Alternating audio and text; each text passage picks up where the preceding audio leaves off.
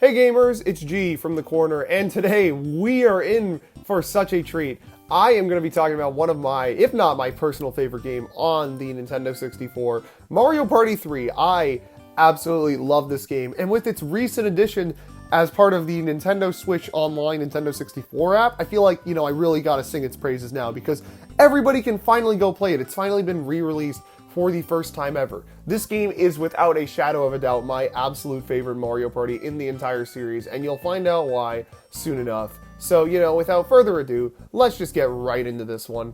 Okay, so if you're coming here expecting a super deep analysis of the Mario Party 3 plot, you are not gonna get it, at all. That's not what we're doing over here. Mario Party 3's plot is very simple. Star shows up, turns the world into paper, so it's got kind of like a Paper Mario aesthetic. They call it a toy box. I don't know, it looks like Paper Mario to me, which honestly is a very good choice. The N64 obviously could not render very high quality 3D models, but trying a more stylized look on a late game in the system's lifespan, that seems like a very knowledgeable and smart decision. The game looks better than any of the Mario parties on the system as a result, and the flat PNG boards, don't feel that out of place, honestly, considering the entire aesthetic of the game itself. Speaking of aesthetics, the music, soundtrack, sound effects, just everything, sound design is amazing. The music is all hummable and so chill. I love it. You're going to be hearing it this entire video, alright? It's so great. But why is this one the best Mario Party? In my opinion, that is because it has the strongest boards and mini games combined,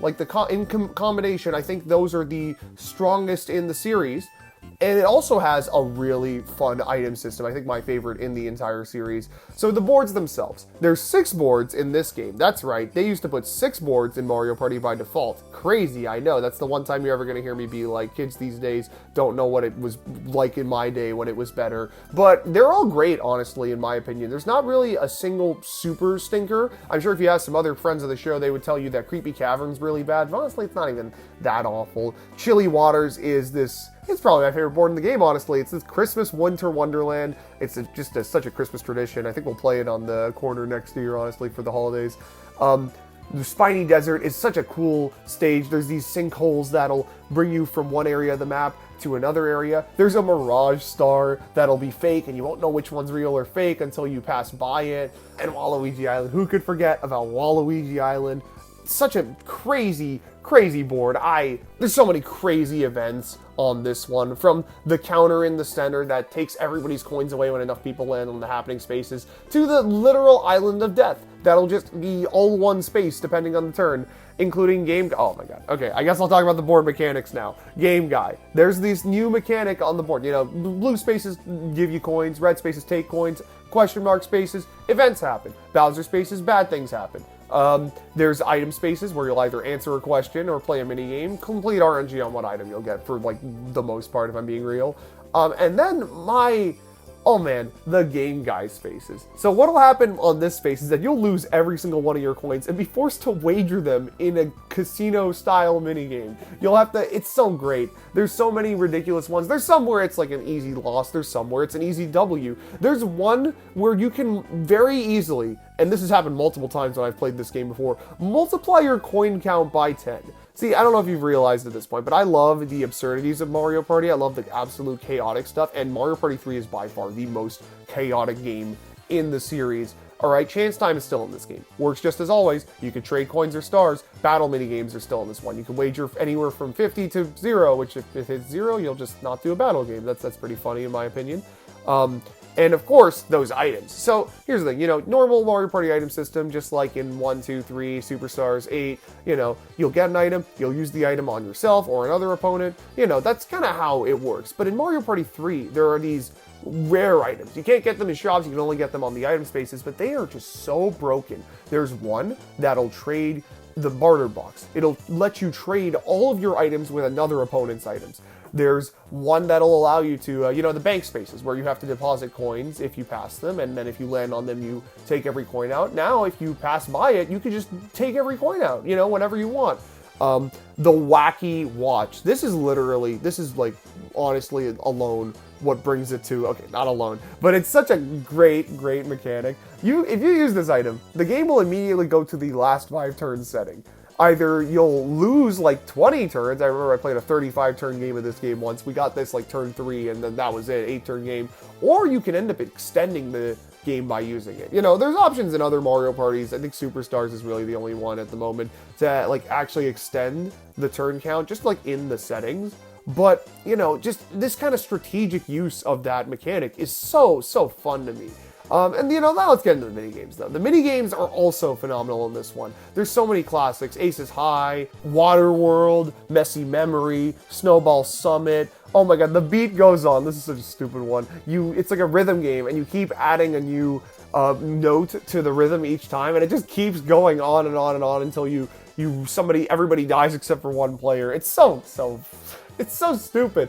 All right, I love playing this game with friends. This is like my absolute favorite Mario Party. You know, I haven't been playing a lot of Mario Party lately, but whenever the situation arises, this is the one I always want to bring out because, again, the boards and the mini games are so much fun. The atmosphere is just there, you know. This is in my opinion, the peak of Mario Party. Mario Party 6 is always talked about as being the best one, I think, nowadays. And that one, you know, there's a very good argument there. And I agree with that argument, like, most of the time. But aside from that, I think 3 is just such a clear winner. There's just so much good about it. And the fact that everybody can play it now just makes me so happy. There's so many other things, too. This is the first Mario Party to have a campaign mode, which, I mean, okay, not that special. But, you know, it's something for the lone player to do. There's also dual mode, which I've neglected to bring up yet. An entire separate mode with its own boards, granted less unique and aesthetically interesting than the base game boards, but basically it allows you to play this dual game where you pick a character and you get like this sort of minion to walk around you, and then you can maybe get one on your back, and it turns into like kind of an attack game where you want to try and run into your opponent and attack them with your minion.